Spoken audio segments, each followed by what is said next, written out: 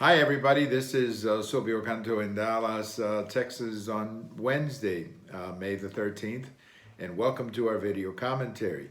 There were a couple of special elections on Tuesday that are worth talking about, the one up in Wisconsin and the one in California.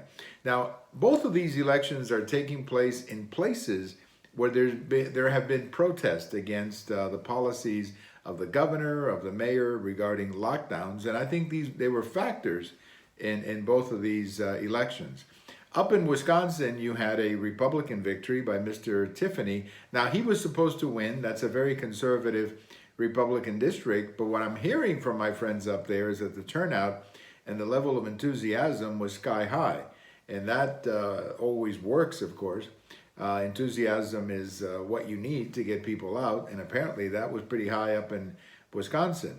In California, we still don't have final results, but with 75% of the vote in, the Republican Mr. Garcia is leading by 54, 46, something like that. So he's got a pretty good margin of victory. There are still, of course, many votes to count, but with that margin of victory, he's probably going to end up winning when the final results are counted.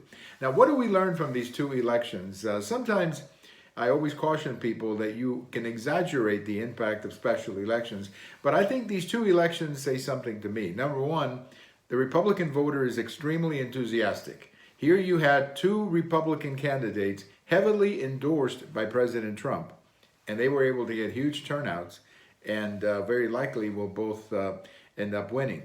The other thing, too, is that these two elections took place in places, Wisconsin and Los Angeles, where there's a lot of controversy about the lockdown, where a lot of citizens are angry with the lockdown, at least the degree to which some of the local politicians want to lock down cities and business and so on. So I think those are the two lessons, that this kind of backlash when you lock down too much, and also the fact that President Trump gets his vote out.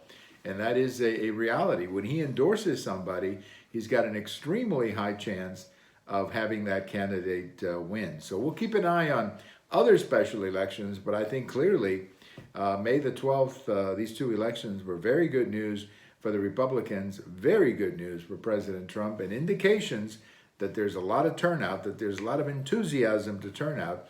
Enthusiasm is vital, extremely vital for the election in November. Thank you for watching. We have all of these on YouTube, on Twitter, and on my blog. And if today is your birthday, happy birthday. Bye-bye, everybody.